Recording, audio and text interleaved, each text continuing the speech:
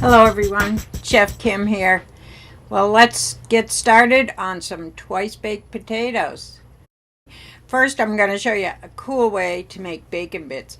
Put your bacon into the freezer for half an hour or something, just to get it a little bit colder. First thing we're going to do is rough chop it, and that means just a real rough chop. Nothing, no fancy dice or anything.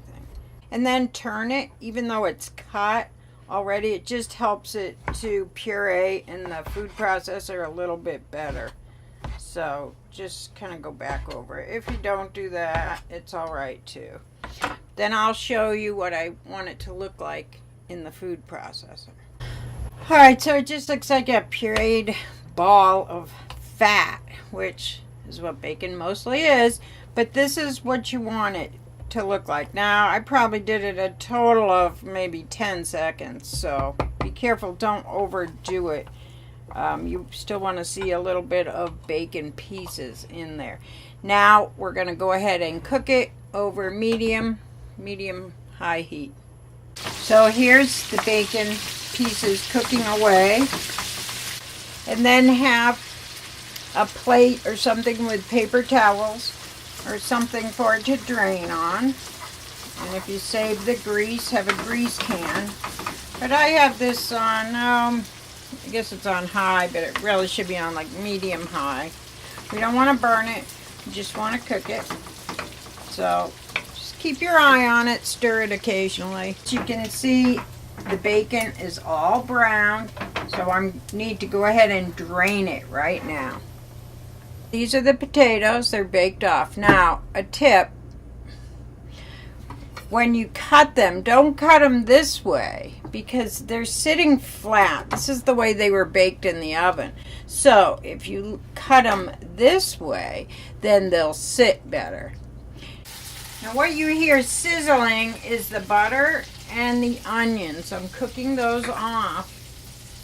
Now, when you scoop the potatoes, use a spoon, kind of like this. Oops, I'm going to turn these off. The onions are brown a little, but that's all right.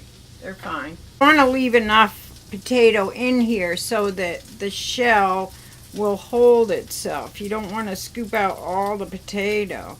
So be kind of careful. That's what you want, okay? I put the inside part of the potatoes into the pan to heat it up a little, and then we're going to need to kind of mash it. All right, so they look pretty mashed. All right, pretty well mashed up. So what we're going to add now is some green onions, and that's for color, a little flavor, but mostly color. Some sour cream. So this is the bacon bits. Don't they look great? What I find with the bacon bits is I go through with my hands and kind of make sure they're all crumbled up. You want to be careful about adding any salt because what do we have? Bacon, cheese. We can put a little pepper.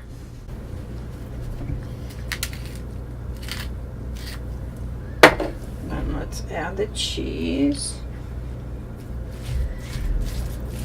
And then we're going to use a little milk to get it a little thinner, but we don't want it to get too thin.